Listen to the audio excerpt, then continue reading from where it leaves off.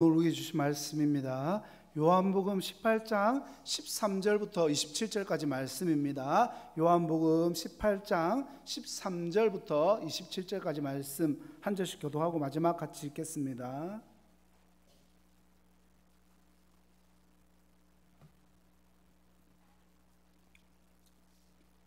제가 먼저 읽겠습니다. 먼저 안나스에게로 끌고 가니 안나스는 그 해의 대제사장인 가야바의 장인이라.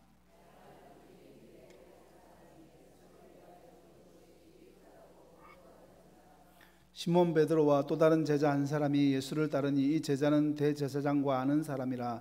예수와 함께 대제사장의 집들에 들어가고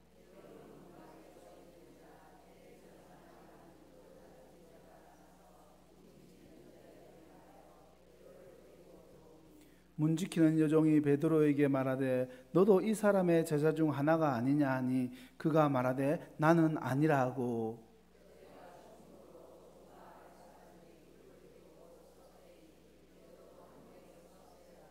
대제사장이 예수에게 그의 제자들과 그의 교훈에 대하여 물으니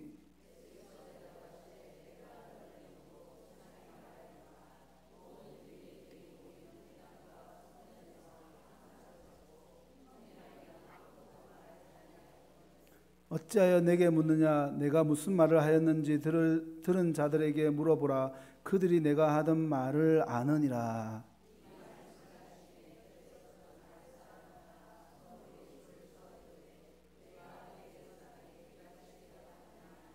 예수께서 대답하시되 내가 말을 잘못하였으면 그 잘못한 것을 정언하라. 바른 말을 하였으면 네가 어찌하여 나를 치느냐 하시더라.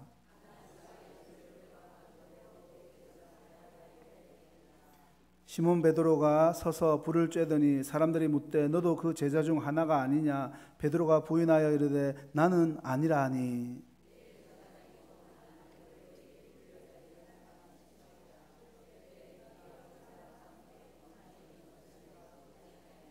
같이 읽겠습니다. 이에 베드로가 또 부인하니 곧 닭이 울더라. 아멘. 오늘 본문에는 한밤중 한 장소에서 벌어지는 두 개의 재판이 기록되어 있습니다. 저택 안에서는 안나스가 예수님을 신문하고 있죠. 이것은 진리를 죽이려는 세상 권력의 재판입니다. 한편 저택 밖에서는 한 여종이 베드로에게 이렇게 질문을 합니다. 당신도 저 안에 있는 저 사람의 제자가 아닙니까? 이것은 세상의 시선 앞에서 흔들리는 한 제자의 재판입니다. 여러분, 이 두 재판이 전혀 다른 것처럼 그렇게 보이지 않습니까? 하나는 거대한 음모이고 다른 하나는 개인의 연약함이죠. 그런데 성경은 왜 이 두 재판을 지금 이 자리에서 한데 묻고 있을까요?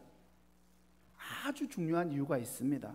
이 안나스는 예수님을 죽이려는 마음으로, 베드로는 두려움으로, 방법은 달랐지만 결국 이 두 사람 다 자기 자신을 지키기 위해서 예수님을 버렸다는 점에서는 똑같다는 겁니다. 오늘 이 두 사람의 모습 속에서 우리 자신을 발견하고 우리를 붙드는 주님의 은혜를 깨닫는 시간이 되기를 소망합니다. 먼저 뜰 안에서 벌어진 상황을 보면 놀랍게도 예수님은 현직 대제사장인 가야바에게 불려가지 않았습니다. 그의 장인이자 전직 대제사장이었던 안나스에게 먼저 끌려오신 겁니다. 여러분, 공식적인 재판 권한도 없는 그에게 예수님이 왜 먼저 끌려왔을까요? 성경이 안나스를 먼저 언급하는 것은 이 모든 악의적인 그 계획의 배후, 거대한 중심에 바로 그가 있었다는 것을 암시하는 겁니다. 안나스는 이 공식 직함은 없었지만 당시 유대 사회를 실제적으로 지배하고 있었던 그림자 권력과도 같은 그런 사람이었습니다. 그는 로마에 의해서 강제로 해임이 되었지만 이 마쿠에서 교묘한 정치 공작을 벌려서 무려 5명의 아들과 사위 가야바를 차례로 대제사장 자리에 앉힌 무서운 실세였습니다. 얼마나 대단한 실세인지 아시겠죠? 그는 종교라는 가장 거룩한 옷을 입고 자신의 탐욕을 채우는데 혈안이 된 인물입니다. 특히 안나스는요, 이 성전의 이권을 독점해서 막대한 불을 쌓고 있었는데, 당시 사람들은 분노와 냉소를 섞어서 성전뜰을 안나스의 시장이다 라고 이렇게 불렀을 정도였습니다. 우리가 너무나 잘 알고 있는 사건 있죠. 예수님께서 분노를 하시면서 이 성전에서 장사하는 자들을 내쫓으시고 그들의 상을 둘러엎으신 사건을 기억하고 있지 않습니까? 예수님께서 왜 이렇게 오바를 하시나 이런 생각을 하셨을 수도 있지만, 여러분, 그 사건은 단순히 종교적인 정화 행위가 아니었습니다. 그것은 안나스의 이 종교적인 권위뿐만 아니라 그가 가장 예민한 부분, 바로 그의 돈주머니를, 그의 그 시장을 정면으로 공격하는 선전포고였던 겁니다. 우리가 보통 이거를 잘 생각하지 못하거든요. 이런 배경이 있기 때문에 이 안나스가 이렇게까지 예수님을 끌고 간 겁니다. 그러니까 안나스에게 예수님은요, 눈의 가시처럼, 그리고 눈의 가시를 넘어서 반드시 제거해야 될 만한 정적이었다는 겁니다. 그래서 그가 한밤중에 주도한 이 신문은 처음부터 끝까지 불법 종합 선물 세트와도 같았습니다. 진실을 밝히기 위한 그런 재판이 아니라, 시시비비를 가리기 위한 재판이 아니라, 예수는 유죄다라는 것을 딱 이렇게 답을 정해놓고서는 그 과정을 깨맞추어가는 그런 짜고 치는 각본 있는 그런 재판이었던 겁니다. 그렇다면 이 재판이 구체적으로 무엇이 불법이었을까? 먼저 불법적인 시간입니다. 시간이 불법이었어요. 유대법은 사형에 해당하는 수 있는 재판은 반드시 해가 떠 있는 낮에 이 공개적으로 열려야 한다라고 엄격하게 규제를 하고 있었습니다. 그런데 어둠 속에서 내린 이 판결은 그러니까 원칙적으로 무효라는 겁니다. 본문을 보세요. 군인들도 횃불을 들었고 사람들이 추워서 숯불을 쬐고 있었다라고 증언하고 있지 않습니까? 그러니까 모두가 잠든 깊은 밤, 진실을 감추고 음모를 꾸미기에 가장 좋은 시간을 불법적으로 택한 겁니다. 빛이신 예수님을 심판하기 위해서 그들은 의도적으로 가장 깊은 어둠을 선택했다라고 볼 수 있습니다. 두 번째로 불법적인 방식이었습니다. 피고인의 인권을 중요하게 여겼던 율법은 피고에게 직접적인 죄를 자백하도록 유도신문하는 것을 금지하고 있었습니다. 반드시 2명 이상의 증인을 세워서 그들의 증언으로 죄를 입증해야 했던 겁니다. 그런데 안나스가 지금 어떻게 합니까? 증인을 찾으려는 노력을 안 합니다. 대신에 예수님께 직접 그의 제자들과 가르침에 대해서 물어보는 거죠. 어떻게든 말꼬리를 잡아가지고 올가미를 씌우려고 하는 비열한 함정이었습니다. 여러분, 이 모든 불법과 위선 앞에서 예수님이 어떻게 반응하셨습니까? 주눅들거나 변명하지 않습니다. 오히려 당당하게 그들의 그 불법을 꾸짖으십니다. 내가 세상에 드러내놓고 말하였노라. 은밀하게는 아무것도 말하지 아니하였거늘 어찌하여 내게 묻느냐? 내가 무슨 말을 하였는지 들을 자들에게 물어보라. 여러분, 이런 말씀인 거죠. 왜 법을 어겨가면서까지 나에게 묻습니까? 당신들이 만든 그 법대로 내 말을 들었던 수많은 증인들에게 물어보십시오. 진리의 빛이 어둠의 그 실체를 비추게 되자 그들이 택한 게 뭔지 보십시오. 그들이 택한 것은요, 폭력이었습니다. 논리가 막히고 그들의 위선이 드러나자 한 하수인이 앞으로 나와서 어떻게 합니까? 예수님의 뺨을 그냥 후리친 겁니다. 진리 앞에서 할 말을 잃은 거짓이 선택할 수 있는 마지막 카드, 그것은 언제나 비겁한 폭력입니다. 그런데 예수님은요, 그 폭력 앞에서도 무너지지 않으시고 피가 맺힌 입술로 똑바로 그를 바라보시면서 이렇게 말씀하시죠. 23절입니다. 내가 말을 잘못하였으면 그 잘못한 것을 증언해봐라. 마른 말을 하였으면 내가 어찌하여 나를 치느냐. 끝까지 이성과 진리로 불의에 맞서고 계신 겁니다. 세상에서 가장 강하신 분이 가장 온유한 방식으로 가장 위대한 진리를 지켜내고 계신 그런 장면입니다. 여기서 우리는 중요한 사실을 깨닫게 됩니다. 당시 유대 사법체계는 이 피고인의 인권을 보호하는 매우 정교하고 긍휼이 풍성한 그런 법이었다는 겁니다. 문제는 법이나 제도가 아니었습니다. 예레미야 선지자가 탄식했듯이 만물보다 거짓되고 심히 부패한 것은 마음이라. 문제는 바로 그 거룩한 법을 자신의 탐욕과 시기심을 채워놓은 도구로 전락시켜버린 안나스의 부패했던 그 마음이 문제였습니다. 사랑하는 성도 여러분, 어쩌면 오늘 이 안나스의 이야기가 남의 이야기처럼 들리지 않는 분들이 있을 겁니다. 사실 이 이야기는요, 저의 이야기이기도 하죠.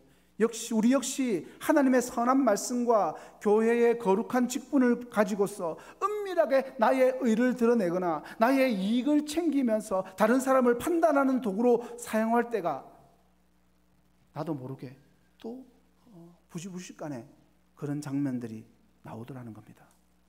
예를 들어서 이런 마음인 거죠. 우리는 성경 지식이 조금만 더 쌓여도, 신앙의 연수가 조금만 더 길어져도 어느새 다른 사람들의 믿음을 재단하고 있는 우리 자신을 발견하게 됩니다. 저분은 아직 멀었어. 저렇게 기도해서는 안 되는데. 겉으로는 걱정하는 척하지만 마음 깊은 곳에서는 나는 저 사람보다는 낫다라는 교만한 마음이 바로 안나스의 마음이 우리 마음속에 숨어 있을 때가 있더라는 겁니다. 훌륭한 법을 가졌던 안나스가 그 법으로 예수님을 죽였듯이 우리 역시 더 많이 알고 있는 그 말씀으로 형제를 찌르고 예수님의 마음을 아프게 하고 있지는 않는지, 혹은 이런 모습은 어떻습니까? 교회에서 봉사하고 헌신하면서 처음에는 감사와 기쁨으로 시작을 하게 되죠. 그런데 시간이 지나면서 나도 모르게 내가 이만큼이나 하는데 하는 생각이 스물스물 올라오는 겁니다. 그러다가 누군가가 나의 수고를 알아주지 않으면 어느새 서운한 마음이 들고, 나만큼 열심히 하지 않는 사람을 보면 속으로는 그 사람을 또 비판하게 됩니다. 바로 그 순간 거룩한 섬김의 자리는요, 나의 의를 쌓는 안나스의 시장으로 변질되는 겁니다. 이 대제사장이라는 가장 영광스러운 직분으로 가장 추악한 죄를 저질렀던 안나스처럼 우리 역시 교회 안에서 가장 거룩해 보이는 모습으로 가장 교만한 죄를 지을 수 있다는 사실입니다. 오늘 이 말씀 앞에서 정직하게 우리 자신을 돌아볼 수 있어야 합니다. 문제는 성경 지식이 부족한 것이나 열심이 없는 것이 아닐 수 있습니다. 진짜 문제는 그 모든 것들을 자신의 탐욕과 교만을 채우는 도구로 사용하는 우리의 그 부패한 마음이 문제입니다. 이어서 뜰 바깥으로 나가보면 뜰 한가운데 사람들이 추워서 추위를 이기기 위해서 피워놓은 이 숯불이 타오르고 있는 장면을 보게 됩니다.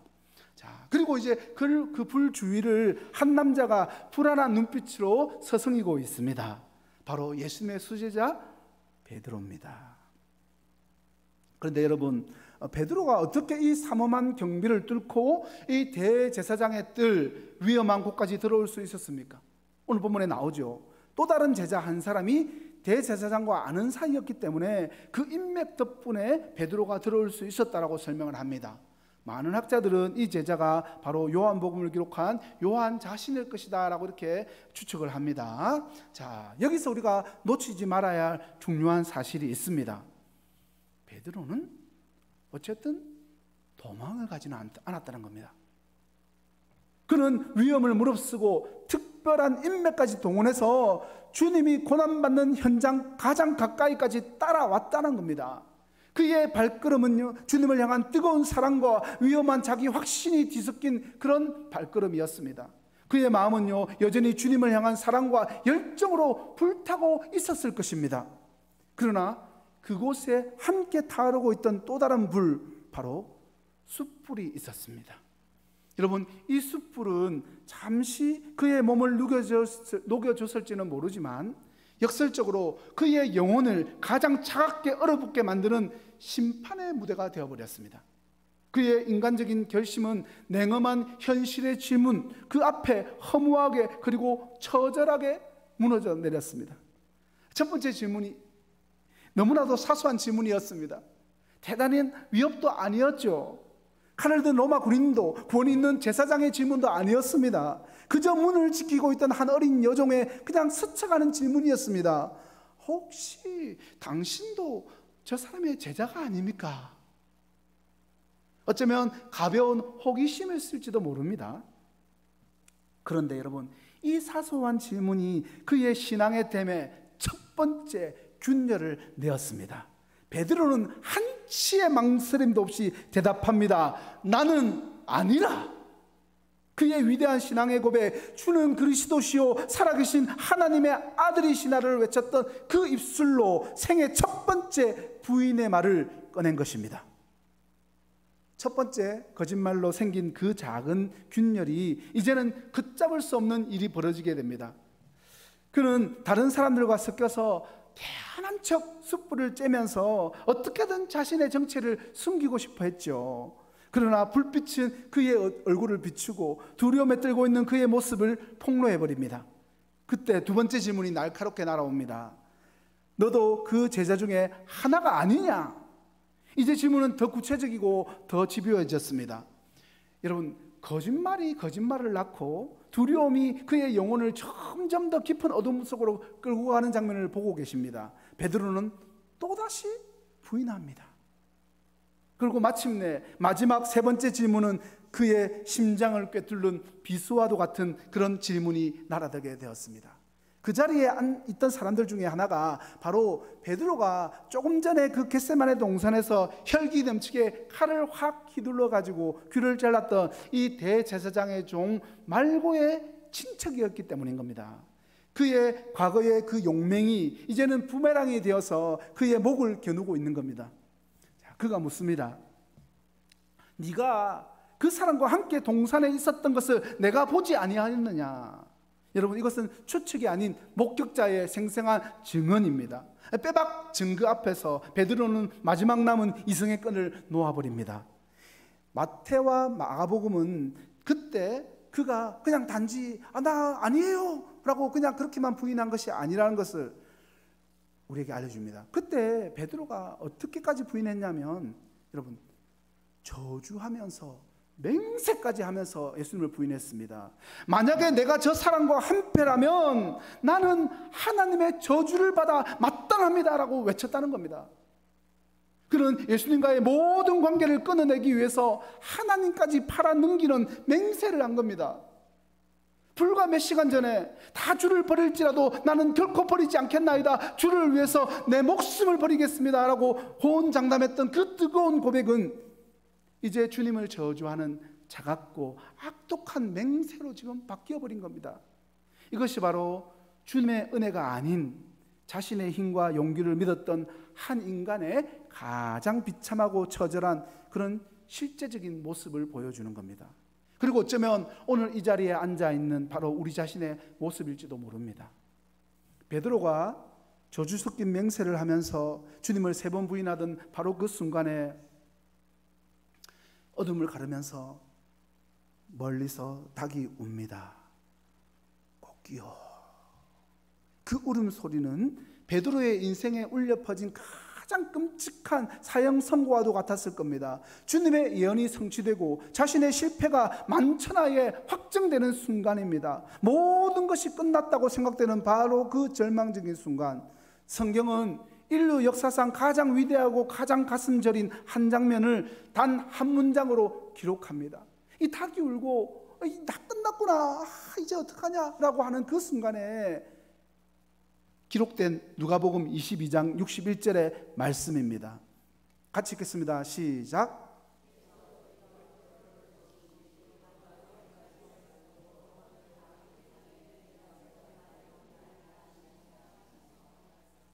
여러분, 주께서 돌아서서 베드로를 바라본 겁니다. 사랑하는 성도 여러분, 잠시 숨을 고르고 지금 이 장면을 한번 머릿속으로 그림을 그려보시기 바랍니다. 주님은 지금 불법적인 재판정에서 온갖 수모와 멸시와 폭행을 당하고 계십니다. 정신적으로, 육체적으로 극한의 고통 속에 계신 거죠. 그런데 그 모든 소란과 모욕과 고통의 한복판에서 주님은 고개를 돌려서 뜰 한가운데서 떨고 있는 제자, 방금 자신을 저주하면서 부인한 그 베드로를 바라보셨습니다. 예수님이 바라보신 그 눈빛은 과연 어떤 눈빛이었을까요? 그 봐라 이놈아, 내 말이 맞지 않느냐, 그런 차가운 조롱의 눈빛이었을까요? 아니 어떻게 3년 동안이나 나를 따라왔다는 네가 나에게 이럴 수 있느냐 하는 깊은 원망의 눈빛이었을까요? 만약에 그랬다면 베드로는요, 그 자리에서 심장이 얼어붙는 듯한 느낌을 받았을 겁니다. 예수님의 눈빛은 그런 눈빛이 아니었죠. 저는 감히 확신합니다. 그 눈빛은 그런 눈빛이 아니었을 것입니다. 베드로는 그 눈빛 속에서 자신의 가장 추악하고 비겁한 그 밑바닥까지 다 보셨음에도 불구하고 여전히 자신을 내 제자라고 부르시면서 포기하지 않으시는 주님의 그 말할 수 없는 긍휼과 사랑을 보았을 것입니다. 그 눈빛은 이렇게 말하고 있었을 거죠. 베드로야, 나는 괜찮다. 그런데 네가 지금 얼마나 마음이 아프냐. 나는 너의 그 연약함을 다 알고 있었단다. 그럼에도 불구하고 나는 너를 사랑한다. 주님의 시선이 베드로의 가장 깊은 영혼에 꽂히는 그 순간, 그의 기억 속에 주님의 말씀이 번개처럼 스쳐 지나갔을 겁니다. 닭 울기 전에 네가 3번 나를 부인하리라. 자신의 교만이 얼마나 어리석었는지, 인간적인 결심이 얼마나 허무하게 부서지는지, 그리고 그런 자신을 향한 주님의 사랑과 용서가 얼마나 크고 변함없었는지를 뼛속 깊이 깨달은 이 베드로는요, 더 이상 그 자리에 서 있을 수가 없었습니다. 그는 불빛을 등지고 뜰 밖으로 뛰어나가서 심히 통곡을 했습니다. 여러분, 베드로의 이 통곡은 가룟 유다의 후회의 눈물과는 질적으로 다른 눈물이었습니다. 그것은 단순히 이를 그르친 것에 대한 자책 눈물의 정도가 아니었죠. 그것은 자신의 완전한 파산을 확인한 한 죄인의 처절한 절규였고, 그럼에도 불구하고 자신을 붙드시는 그 압도적인 은혜 앞에서 터져나온 진정한 회개의 눈물이었습니다. 자신의 의가 산산조각 나는 바로 그 자리에서 비로소 주님의 은혜가 어떤 것인지를 온몸으로 깨닫는 순간입니다. 사랑하는 성도 여러분, 여기서 우리는 복음의 놀라운 역사를 발견하게 됩니다. 이 모든 비극적인 상황 속에서도 모든 것을 주도하고 통제하시는 분은 묶여 계신 예수님이시라는 사실입니다. 베드로의 그 끔찍한 실패마저도 주님의 말씀 안에서 정확하게 이루어지고 있었습니다. 주님은 무력한 피해자가 아니라 우리의 가장 큰 실패와 우리의 배신까지도 당신의 위대한 구원 계획을 이루는 그 과정으로 사용하시는 전능하신 주권자이십니다. 여러분, 이것이 우리에게 얼마나 큰 위로입니까? 우리가 넘어지고 우리가 쓰러진 바로 그 자리, 우리가 실패하고 부끄러워서 숨고 싶은 바로 그 자리가 저주의 끝이 아니라 은혜가 시작되는 자리라는 사실을 여러분 믿으시기 바랍니다. 우리의 힘과 우리의 의지가 모두 무너져버린 그 잿더미 위에서 비로소 우리는 나를 바라보시는 주님의 그 눈길을 정면으로 마주하게 되는 겁니다. 나의 강함이 아니라 주님의 강함이, 나의 의가 아니라 주님의 긍휼만이 나를 살게 한다는 그 진정한 믿음은 바로 이 처절한 실패의 잿더미 위에서 피어나는 가장 아름다운 꽃과 같은 겁니다. 말씀을 맺겠습니다. 사랑하는 성도 여러분, 오늘 우리는 차가운 뜰, 타오르는 불 앞에서 처절하게 무너진 베드로의 모습을 보았습니다. 그리고 아마 베드로의 그 모습 속에서 수없이 넘어지고 주님을 부인했던 우리 자신의 그림자를 발견했을지도 모릅니다. 발견했을 겁니다. 그래서 우리는요, 종종 실패의 잿더미 위에서 이렇게 절규합니다. 주님, 저는 자격이 없습니다. 저는 틀렸습니다. 그러나 복음의 위대함은요, 우리의 실패가 그 이야기의 끝이 아니라는 사실에 있습니다. 베드로의 인생에는요, 여러분, 두 개의 숯불이 있다는 것을 우리가 너무나 잘 알고 있지 않습니까? 베드로 생각하면요, 여러분, 두 개의 숯불을 먼저 떠올리셔야 됩니다. 오늘 우리가 주목해야 할 것은 부활하신 주님께서 디베랴 바닷가에서 피우신 그 두 번째 숯불 앞에서 베드로에게 던지셨던 그 단 하나의 질문입니다. 주님은 베드로의 그 마음을 꿰뚫는 듯한 눈으로 바라보면서 이렇게 묻지 않으셨어요. 베드로야, 너는 어찌하여서 나를 3번이나 부인했느냐? 그렇게 책망하지 않으셨습니다. 주님은 또 이렇게 묻지도 않으셨습니다. 베드로야, 이제 다시는 절대로 나를 배신하지 않겠다고 맹세할 수 있겠느냐? 그의 그 완벽한 헌신을 요구하지도 않으셨습니다. 주님은 그저 따뜻한 그 숯불 앞에서 생선을 구워 먹이신 후에 그의 가장 깊은 영혼을 향해서 이렇게 물으셨습니다. 요한의 아들 시몬아, 네가 이 사람들보다 나를 더 사랑하느냐? 사랑하는 성도 여러분, 이것이 기독교 신앙의 본질이자 기독교 신앙의 심장입니다. 주님은 우리의 과거의 실패를 따져 묻지 않으십니다. 우리의 미래의 완벽함을 담보로 요구하지도 않으십니다. 주님은 오직 지금 이 순간 우리의 마음 중심에 있는 단 하나, 주님을 향한 사랑을 물으십니다. 여러분, 왜 하필 사랑이었을까요? 우리의 모든 행위와 헌신과 우리의 사역의 뿌리가 바로 이 사랑에서부터 시작되어야 하기 때문인 겁니다. 내가 주를 위해서 죽겠습니다 라고 외쳤던 베드로의 결심은요, 자기 확신에서 나온 것이었기 때문에 힘없이 무너졌습니다. 그러나 이제 주님은 그의 사역의 기초를 완전히 바꾸고 계십니다. 너의 힘, 너의 결심, 너의 의지가 아니라 나를 향한 너의 사랑 위에 너의 인생과 사명을 다시 세우라는 겁니다. 네가 나를 사랑하느냐? 라는 이 질문 앞에 베드로는 더 이상 과거처럼 호언장담할 수가 없었습니다. 그는 그저 겸손하게 고백하죠. 주님, 그러하나이다. 내가 주님을 사랑하는 줄 주님께서 아시나이다. 이것은요, 나의 사랑은 완벽합니다 라는 고백이 아니죠. 주님, 나의 사랑이 얼마나 연약하고 보잘것없는 것인지 주님은 아십니다. 내 힘으로는 아무것도 할 수 없음을 이제는 압니다. 그럼에도 불구하고 내 중심에 주님을 향한 마음이 있음을 주님께서 아십니다 라는 처절하고도 진실된 고백인 거죠.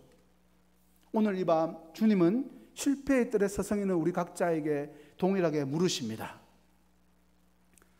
사랑하는 내 딸아, 사랑하는 내 아들아, 너의 그 수많은 실패와 상처에도 불구하고 네가 나를 사랑하느냐?